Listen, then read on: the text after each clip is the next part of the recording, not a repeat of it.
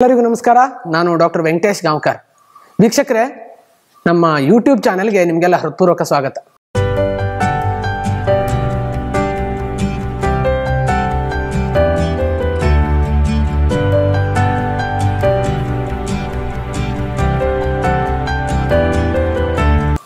So ನಮ್ಮ ಹಲವಾರು ಸ್ನೇಹಿತರು ನಮ್ಮಲ್ಲಿ ಕೇಳುವಂಥ ಪ್ರಶ್ನೆ ಯಾವುದು, ಡಾಕ್ಟ್ರೇ ನನಗೆ BP ಇದೆ ಅಂತ ಗೊತ್ತಾಗಿದೆ, ನನಗೆ ಮಾತ್ರೆ ತಗೊಳ್ಳಿಕ್ಕೆ ಇಷ್ಟ ಇಲ್ಲ, ಅಥವಾ ನಾನು 30-35 ವಯಸ್ಸಿನವನಾಗಿದ್ದೀನಿ, ನನಗೆ ಈಗಲೇ ಮಾತ್ರೆ ಶುರು ಮಾಡಿ ಲೈಫ್ ಲಾಂಗ್ ಕಂಟಿನ್ಯೂ ಮಾಡಲಿಕ್ಕೆ ಇಷ್ಟ ಇಲ್ಲ ಅಂತ ಹಲವಾರು ಜನ ಕೇಳ್ತಾ ಬರ್ತಾರೆ.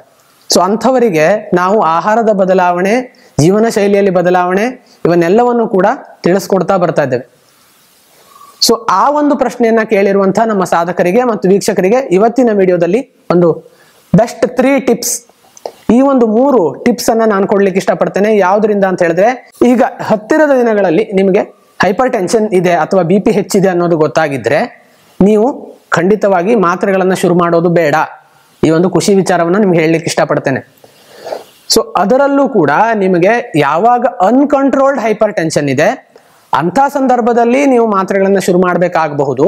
ಆದರೆ ಬಾರ್ಡರ್ ಲೈನ್ ಹೈಪರ್ ಟೆನ್ಷನ್ ಇದೆ ಅಂತಂದಾಗ ಖಂಡಿತವಾಗಿ ಈ 3 ವಿಧಾನಗಳನ್ನ ನೀವು ಅನುಸರಿಸ್ತಾ ಬಂದ್ರೆ ಮಾತ್ರೆಗಳನ್ನ ತಗೊಳ್ಳದೆ ನೀವು BPಯನ್ನ ಹತೋಟಿಗೆ ತರಬಹುದು. ವೀಕ್ಷಕರೇ, ಈ 3 ವಿಧಾನಗಳು ಯಾವುದು, ಅದನ್ನ ಯಾವ ರೀತಿ ನಾವು ಅಳವಡಿಸ್ಕೊಳ್ಳುವಂಥದ್ದು ಅನ್ನೋದನ್ನೆಲ್ಲ ನಾನು ಈ ವಿಡಿಯೋದಲ್ಲಿ ಸವಿಸ್ತಾರವಾಗಿ ಹೇಳ್ಕೊಡ್ತೇನೆ. ಸೊ ಮೊಟ್ಟ ಮೊದಲನೇದಾಗಿ ಆಹಾರದಲ್ಲಿ ನೀವು ಬದಲಾವಣೆಯನ್ನ ಮಾಡಬೇಕು. ಸೊ ಆಹಾರದಲ್ಲಿ ಬದಲಾವಣೆಯನ್ನು ಹೇಗೆ ಮಾಡುವಂಥದ್ದು ಅಂತ ಹೇಳಿದ್ರೆ, ಸಿಂಪಲ್ ಒಂದು ಡಯಟ್ ಪ್ಲಾನ್ ಅನ್ನ ನಾನು ಮೊದಲನೇದಾಗಿ ನಿಮ್ಗೆ ಹೇಳ್ಕೊಡ್ತೇನೆ. ಸೊ ನೀವು ನಾರ್ಮಲ್ ಊಟವನ್ನ 3 ಹೊತ್ತು ಮಾಡ್ತಾ ಇರ್ತೀರಿ. ಬೆಳಿಗ್ಗೆ ತಿಂಡಿಯನ್ನ ತಿಂತೀರಿ, ಮಧ್ಯಾಹ್ನ ಮುದ್ದೆ, ಚಪಾತಿ, ರೊಟ್ಟಿ ಅಥವಾ ಅನ್ನವನ್ನ ತಿಂತೀರಿ, ರಾತ್ರಿ ಕೂಡ ಅದನ್ನೇ ರಿಪೀಟ್ ಮಾಡ್ತೀರಿ, ಮುದ್ದೆ, ಚಪಾತಿ, ಅನ್ನ, ರೊಟ್ಟಿ ಈ ತರದನ್ನೇ ತಿಂತೀರಿ. ಸೊ ನಾವೇನು ಈ ಸಾಮಾನ್ಯವಾದಂತಹ ಆಹಾರ ಪದ್ಧತಿಯನ್ನ ರೂಢಿಸ್ಕೊಂಡು ಬಂದಿದ್ದೇವೆ, ಇದರಲ್ಲಿ ಬದಲಾವಣೆಯನ್ನ ಮಾಡುವಂಥದ್ದು. ಸೊ ಒಂದು ಹೊತ್ತಿನ ಆಹಾರವನ್ನ ನೀವು ಅಂದ್ರೆ ರೊಟ್ಟಿ, ಚಪಾತಿ, ಅನ್ನ, ಮುದ್ದೆ ಯಾವ್ದನ್ನ ತಿಂತಾ ಇದ್ದೀರಿ ಅದನ್ನ ಕಂಪ್ಲೀಟ್ ಆಗಿ ನಿಲ್ಲಿಸ್ಬೇಕಾಗತ್ತೆ. ಸೊ ಒಂದು ಹೊತ್ತು ನೀವು ಹಣ್ಣು, ತರಕಾರಿಗಳು, ಬೇಯಿಸಿದ ತರಕಾರಿಗಳ ಪಲ್ಯ, ಬೇಯಿಸಿದ ತರಕಾರಿಗಳ ಸೂಪು ಅಥವಾ ಬೇಯಿಸಿದ ಮೊಟ್ಟೆ ಅಥವಾ ಮಜ್ಜಿಗೆ, ಈ ಒಂದು 5-6 ಆಹಾರ ಪದಾರ್ಥಗಳಲ್ಲಿ ಒಂದನ್ನು ಅಳವಡಿಸ್ಕೊಂಡು ಅಥವಾ 2 ಅಳವಡಿಸ್ಕೊಂಡು ರಾತ್ರಿ ಊಟವನ್ನ ಬಿಡುವುದು ಉತ್ತಮ ಅಂತ ನಮ್ಮ ಸಜೆಷನ್. ವೀಕ್ಷಕರೇ, 2 ಟೈಮ್ ಬೆಳಿಗ್ಗೆ ಮತ್ತು ಮಧ್ಯಾಹ್ನ ನೀವು ನಾರ್ಮಲ್ ಊಟವನ್ನ ಮಾಡಿರ್ತೀರಿ. ಸೊ ನಿಮ್ಮ ಶರೀರಕ್ಕೆ ಯಾವುದೇ ಕ್ಯಾಲೋರಿಗಳ ಅಥವಾ ಎನರ್ಜಿಯ ಕೊರತೆ ಆಗಿರೋದಿಲ್ಲ. ಸೊ ರಾತ್ರಿ ಈ ರೀತಿಯಾಗಿ ಡಯಟ್ ಮಾಡೋದ್ರಿಂದಾಗಿ ಹೆಚ್ಚಿನ ಕಾರ್ಬೋಹೈಡ್ರೇಟ್ ಅಂಶ ರಕ್ತನಾಳಗಳ ಒಳಗೆ ಹೋಗಿ ಸೇರ್ಕೊಂಡು ರಕ್ತನಾಳಗಳ ಒಳಗೆ ಅಥೆರೋಸ್ಕ್ಲಿರೋಸಿಸ್ ಫಾರ್ಮೇಶನ್ ಆಗಿ ಅಥವಾ ಈ ಒಂದು ಕಸ ಕಟ್ಟಿದಂತೆ, ಈ ಒಂದು ಪೈಪ್ ನಲ್ಲಿ ಕಸ ಕಟ್ಟಿದಂತೆ ಆಗುವಂಥದ್ದು, ಅದರಿಂದಾಗಿ ಪ್ರೆಷರ್ ಜಾಸ್ತಿ ಆಗುವಂಥದ್ದನ್ನ ನೀವು ತಪ್ಪಿಸ್ಕೋಬಹುದು. ಸೊ ಮೊದಲನೇ ವಿಚಾರ ಯಾವುದು ಅಂತ ಹೇಳಿದ್ರೆ, ನೈಟ್ ಮೀಲ್ ಅನ್ನ ಸ್ಕಿಪ್ ಮಾಡುವಂಥದ್ದು. ಸೊ ಇದರ ಜೊತೆಗೆ 1-2 ಟಿಪ್ಸ್ ಅನ್ನ ನಾನು ಕೊಡ್ಬೇಕು ಅಂತ ಆದ್ರೆ, ದಾಳಿಂಬೆ ಜ್ಯೂಸ್ ಅನ್ನ ಚಕ್ಕೆ ಪುಡಿಯನ್ನ ಸೇರಿಸಿ ಕುಡಿಯುವಂಥದ್ದು, ಅದರ ಜೊತೆಗೆ ಹೈಬಿಸ್ಕಸ್ ಟೀ ಅನ್ನ ಕುಡಿಯುವಂಥದ್ದು. ಸೊ ಹೈಬಿಸ್ಕಸ್ ಟೀ ಬಗ್ಗೆ ನೀವು ಕೇಳಿರ್ತೀರಿ. ದಾಸವಾಳದ ದಳಗಳನ್ನ ನೀರಿನಲ್ಲಿ ಹಾಕಿ ಕುದಿಸಿ ಸಕ್ಕರೆ ಬೆಲ್ಲ ಯಾವುದನ್ನು ಸೇರಿಸಬಾರ್ದು. ನೀವು ಗಮನಿಸಬೇಕಾಗಿರೋದು, ಈ ಹೈಬಿಸ್ಕಸ್ ಟೀಗೆ ಸಕ್ಕರೆ ಬೆಲ್ಲ ಯಾವುದನ್ನು ಸೇರಿಸದೆ ಹಾಗೆ ಈ ಒಂದು ಹೈಬಿಸ್ಕಸ್ ಟೀಯನ್ನ ಕುಡಿಯುವಂಥದ್ದು, ದಾಳಿಂಬೆ ಜ್ಯೂಸ್ಗೆ ಸ್ವಲ್ಪ ಚಕ್ಕೆ ಪುಡಿಯನ್ನ ಸೇರಿಸಿ ಕುಡಿಯುವಂಥದ್ದು, ರಾತ್ರಿ ಆಹಾರದಲ್ಲಿ ಕಾರ್ಬೋಹೈಡ್ರೇಟ್ ಅನ್ನ ಸಂಪೂರ್ಣವಾಗಿ ನಿಲ್ಲಿಸುವಂಥದ್ದು. ಈ ಒಂದು ವಿಧಾನಗಳನ್ನು ಅನುಸರಿಸಿದ್ರೆ ನೀವು ಆಹಾರದಲ್ಲಿ ಬದಲಾವಣೆ ಮಾಡ್ಕೊಂಡಂತಾಗುತ್ತೆ. ಖಂಡಿತವಾಗಿ ಸ್ಟಾರ್ಟಿಂಗ್ ಸ್ಟೇಜ್ ನಲ್ಲಿ ಈ ಹೈಪರ್ ಟೆನ್ಷನ್ ಅನ್ನ ನೀವು ಹತೋಟಿ ತರಬಹುದು. ಸೊ ಇದು ಮೊದಲನೇ ವಿಚಾರ. ಆದ್ರೆ 2ನೇ ಟಿಪ್ಸ್ ಏನು ಅಥವಾ 2ನೇ ವಿಚಾರ ಏನು ಅಂತ ಹೇಳಿದ್ರೆ, ಲಘು ವ್ಯಾಯಾಮ. ವೀಕ್ಷಕರೇ, ಲಘು ವ್ಯಾಯಾಮ ಅನ್ನೋ ಶಬ್ದವನ್ನು ನಾನು ಯಾಕೆ ಹೇಳ್ತಾ ಇದ್ದೇನೆ ಅಂತ ಹೇಳಿದ್ರೆ, ಅತಿಯಾಗಿ ಹೃದಯಕ್ಕೆ ಫೋರ್ಸ್ಫುಲಿ ಆಗಿ ನೀವು ಕಷ್ಟ ಕೊಟ್ಟು ವ್ಯಾಯಾಮ ಮಾಡಬೇಕು ಅಂತಿಲ್ಲ.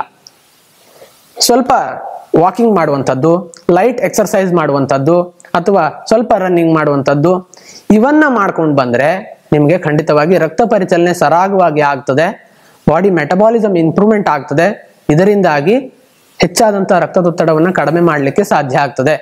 ಸೊ ಮೊದಲನೇದು ಆಹಾರದ ಬದಲಾವಣೆ, 2ನೇದು ಈ ಒಂದು ಎಕ್ಸರ್ಸೈಸಸ್, ಲಘು ವ್ಯಾಯಾಮ ಅನ್ನುವಂಥದ್ದನ್ನ ಮಾಡುವಂಥದ್ದು, ಮತ್ತೆ ಜೀವನ ಶೈಲಿಯ ಬದಲಾವಣೆ. ಸೊ ಜೀವನ ಶೈಲಿಯ ಬದಲಾವಣೆ ಏನಪ್ಪಾ ಅಂತ ಹೇಳಿದ್ರೆ, ನಮ್ಮ ಸ್ಲೀಪಿಂಗ್ ಪ್ಯಾಟರ್ನ್ ಅನ್ನ, ಈಟಿಂಗ್ ಪ್ಯಾಟರ್ನ್ ಅಂದ್ರೆ ನಾವು ಮಲಗುವ ಸಮಯ, ತಿನ್ನುವ ಸಮಯ, ನಮ್ಮ ವರ್ಕ್ ಸಮಯ, ನಮ್ಮ ವಿಶ್ರಾಂತಿಯ ಸಮಯ, ಇದೆಲ್ಲವನ್ನು ಕೂಡ ನಾವು ಕರೆಕ್ಟ್ ಆಗಿ ಮ್ಯಾನೇಜ್ ಮಾಡ್ಕೋಬೇಕು. ಸೊ ಇದನ್ನ ಮಾಡೋದ್ರಿಂದಾಗಿ ಸ್ಟಾರ್ಟಿಂಗ್ ಸ್ಟೇಜ್ ನಲ್ಲಿ ಈ ಅಧಿಕ ರಕ್ತದೊತ್ತಡವನ್ನು ಖಂಡಿತವಾಗಿ ನೀವು ಹತೋಟಿಗೆ ತರಬಹುದು. ಇದು 2 ವಿಚಾರಗಳಾದ್ರೆ, ಮೂರನೆಯ ವೆರಿ ಇಂಪಾರ್ಟೆಂಟ್ ಫ್ಯಾಕ್ಟ್ ಯಾವುದು ಅಂತ ಹೇಳಿದ್ರೆ, ಇದನ್ನೆಲ್ಲವನ್ನು ಮೀರಿ ಕೆಲವೊಂದು ವಿಚಾರಗಳು ರಕ್ತದೊತ್ತಡವನ್ನು ಹೆಚ್ಚಿಗೆ ಮಾಡಿರ್ತವೆ. ಅದು ಯಾವುದು ಅಂತ ಹೇಳಿದ್ರೆ ಈ ಒಂದು ಪ್ಯಾರಾಸಿಂಪಥೆಟಿಕ್ ಆಂಗ್ಸೈಟಿ ಅನ್ನುವಂಥದ್ದು. ಸೊ ನಮ್ಮ ಕಂಟ್ರೋಲ್ನಲ್ಲೇ ಇರಲ್ಲ, ನಮ್ಮ ಮಾನಸಿಕ ಉದ್ವೇಗ ನಮ್ಮ ಕಂಟ್ರೋಲ್ನಲ್ಲಿ ಇರಲ್ಲ. ಸೊ ಅಂಥವರಿಗೆ ಬೇಗ ಈ ರಕ್ತದೊತ್ತಡ ಹೆಚ್ಚಾಗುವಂತಹ ಸಾಧ್ಯತೆ ಇರುತ್ತೆ. ಸೊ ಹಾಗಾಗಿ ಈ ಒಂದು ಆಂಗ್ಸೈಟಿ ಅಥವಾ ಉದ್ವೇಗವನ್ನ ಕಡಿಮೆ ಮಾಡ್ಕೊಳ್ಳಿಕ್ಕೆ ನೀವು ಯೋಗ, ಧ್ಯಾನ, ಪ್ರಾಣಾಯಾಮ ಮುಂತಾದವುಗಳನ್ನ ಪ್ರಾಕ್ಟೀಸ್ ಮಾಡಲೇಬೇಕು. ಸೊ ಕೇವಲ ಫಿಸಿಕಲ್ ಅಲ್ಲದೆ ಸ್ಪಿರಿಚುವಲ್ ಆಗಿ ಕೂಡ ನೀವು ಬದಲಾವಣೆಯನ್ನ ಅನುಸರಿಸಲೇಬೇಕಾಗುತ್ತೆ. ಸೊ ಈ ಒಂದು ಯೋಗ, ಧ್ಯಾನ, ಪ್ರಾಣಾಯಾಮಗಳನ್ನ ಮಾಡೋದ್ರಿಂದಾಗಿ ನಮಗೆ ಗೊತ್ತಿಲ್ಲದಂತೆ ಹೆಚ್ಚಾಗ್ತಾ ಇರುವಂತಹ ಈ ಮಾನಸಿಕ ಉದ್ವೇಗವನ್ನ ಕಡಿಮೆ ಮಾಡಲಿಕ್ಕೆ, ಹತೋಟಿಗೆ ತರಲಿಕ್ಕೆ, ಹ್ಯಾಪಿ ಹಾರ್ಮೋನ್ಗಳನ್ನ, ಈ ಶಾಂತಿಯ ಹಾರ್ಮೋನ್ ಆದಂತಹ ಸೆರಟೋನಿನ್ ಅನ್ನ ಹತೋಟಿಗೆ ತರಲಿಕ್ಕೆ, ಸರಿಯಾಗಿ ಕೆಲಸ ಮಾಡುವಂತೆ ಮಾಡಲಿಕ್ಕೆ ಸಾಧ್ಯ ಆಗ್ತದೆ. ಸೊ 3 ಟಿಪ್ಸ್ಗಳನ್ನ ನೀವು ನೆನ್ಪು ಮಾಡ್ಕೋಬೇಕು. ಮೊದಲನೇದು ಆಹಾರದ ಬದಲಾವಣೆ ಮತ್ತು ಅದರಲ್ಲಿ ಹೇಳಿರುವಂತಹ ಒಂದು ಜ್ಯೂಸ್ಗಳು. 2ನೇದು ಜೀವನ ಶೈಲಿಯ ಬದಲಾವಣೆ ಮತ್ತು ಸ್ಲೀಪಿಂಗ್ ಪ್ಯಾಟರ್ನ್, ಈಟಿಂಗ್ ಪ್ಯಾಟರ್ನ್ ಅನ್ನ ಸರಿ ಮಾಡ್ಕೊಳ್ಳುವಂಥದ್ದು. 3ನೇದು ಈ ಒಂದು ಯೋಗ, ಧ್ಯಾನ, ಪ್ರಾಣಾಯಾಮವನ್ನ ಅನುಸರಿಸುವಂಥದ್ದು. ಸೊ ಇದು ಸಣ್ಣ ವಯಸ್ಸಿನಲ್ಲೇ BP ಅಥವಾ ಹೈಪರ್ ಟೆನ್ಷನ್ ಶುರುವಾಗಿರುವಂಥವರಿಗೆ ನಾವು ನೀಡ್ತಾ ಇರುವಂಥ ಪ್ರೋ ಟಿಪ್ಸ್. ಸೊ ಇಲ್ಲ, ಕೆಲವರಿಗೆ 180/100 ಫಸ್ಟಿಗೆನೆ ಗೊತ್ತಾಗ್ಬಿಟ್ಟಿದೆ. 34 ವರ್ಷ ಇದೆ ಒಬ್ಬನಿಗೆ, 180/100 ಇದೆ, ಅವನು ಸಿಗರೇಟ್ ಸೇರ್ತಾ ಇದ್ದಾನೆ ಅಥವಾ ಆಲ್ಕೋಹಾಲ್ ತಗೊಳ್ತಾ ಇದ್ದಾನೆ. ಅಂಥವರಿಗೆ ರಿಸ್ಕ್ ಫ್ಯಾಕ್ಟರ್ಗಳು ಇದ್ದಾಗ ನೀವು ಇದನ್ನೆಲ್ಲವನ್ನ ಮಾಡಿ ವೇಟ್ ಮಾಡೋದು ಬೇಡ. ವೀಕ್ಷಕರು, ಇದನ್ನು ನೀವು ಗಮನಿಸಬೇಕಾಗಿರುವಂಥದ್ದು.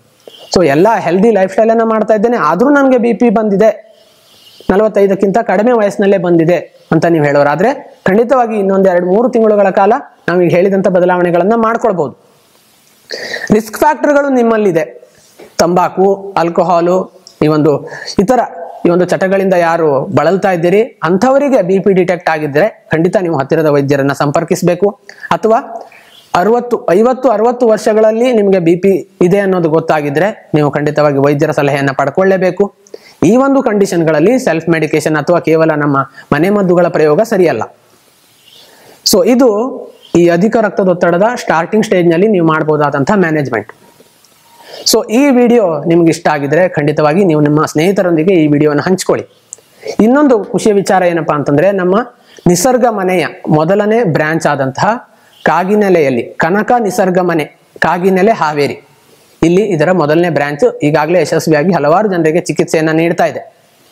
ಈ ಸ್ಟಾರ್ಟಿಂಗ್ ಸ್ಟೇಜ್ ನಲ್ಲಿ ಇರುವಂತಹ ಅಧಿಕ ರಕ್ತದೊತ್ತಡ ಆಗಿರ್ಬೋದು, ಇನ್ನಿತರ ಈ ಒಂದು ಕ್ರಾನಿಕ್ ಡಿಸಾರ್ಡರ್ಸ್ ಯಾವುದೇ ಇರಲಿ, ಅದೆಲ್ಲದಕ್ಕೂ ಕೂಡ ಯಶಸ್ವಿಯಾದಂತಹ ಫಂಕ್ಷನಲ್ ಮೆಡಿಸಿನ್ ಟ್ರೀಟ್ಮೆಂಟ್ ಅನ್ನ, ಸೊ ಆಯುರ್ವೇದ, ನ್ಯಾಚುರೋಪತಿ, ಇದೆಲ್ಲ ಒಂದು ಇಂಟಿಗ್ರೇಟೆಡ್ ಎಲ್ಲದರ ಸಮ್ಮಿಲನವಾದಂತಹ ಒಂದು ಫಂಕ್ಷನಲ್ ಮೆಡಿಸಿನ್ ನಲ್ಲಿ ಟ್ರೀಟ್ಮೆಂಟ್ ಅನ್ನ ಡಾಕ್ಟರ್ ಜೀನು ಆಂಟೋನಿ ಅವರ ನೇತೃತ್ವದಲ್ಲಿ ಕೊಡ್ತಾ ಬರ್ತಾ ಇದ್ದೇವೆ. ಸೊ ಖಂಡಿತವಾಗಿ ನೀವು ಇಲ್ಲಿ ಬರ್ತಾ ಇರುವಂತಹ ನಂಬರ್ಗಳಿಗೆ ಕರೆ ಮಾಡಿ ಅಲ್ಲಿ ಚಿಕಿತ್ಸೆಯನ್ನು ಕೂಡ ಪಡ್ಕೊಳ್ಬಹುದು. ಸೊ ಇದನ್ನ ನೋಡ್ತಾ ಅದರ ಜೊತೆಗೆ ನಮ್ಮ ನೀವು ಯೂಟ್ಯೂಬ್ ಚಾನೆಲ್ನ ಈ ಕನಕ ನಿಸರ್ಗ ಮನೆ ಅನ್ನುವಂಥ ಹೊಸ ಯೂಟ್ಯೂಬ್ ಚಾನೆಲ್ ಅಲ್ಲೂ ಕೂಡ ನನ್ನ ಎಲ್ಲ ಮಾಹಿತಿಗಳು ಲಭ್ಯ ಇದೆ. ಸೊ ನಮ್ಮ ನಿಸರ್ಗ ಮನೆ ಯೂಟ್ಯೂಬ್ ಚಾನೆಲ್ ಜೊತೆಗೆ ಕನಕ ನಿಸರ್ಗ ಮನೆ ಯೂಟ್ಯೂಬ್ ಚಾನೆಲ್ ಅನ್ನು ಕೂಡ ನೀವು ಸಬ್ಸ್ಕ್ರೈಬ್ ಮಾಡ್ಕೊಳ್ಳಿ. ಇದೆಲ್ಲ ವಿಷಯಗಳನ್ನ ತಿಳ್ಕೊಳ್ಳಿ ಮತ್ತು ನಮ್ಮ ಡಾಕ್ಟರ್ ಹೆಗ್ಡೇಸ್ ಹೆಲ್ತ್ ಟಿಪ್ಸ್ ಅನ್ನು ಕೂಡ ನೀವು ಜಾಯಿನ್ ಆಗಿ ಉಚಿತವಾಗಿ ಇದೆಲ್ಲ ಮಾಹಿತಿಗಳನ್ನ ಪಡ್ಕೊಳ್ಳಿ ಅಂತ ಹೇಳ್ತಾ ಎಲ್ಲರಿಗೂ ನಮಸ್ಕಾರ.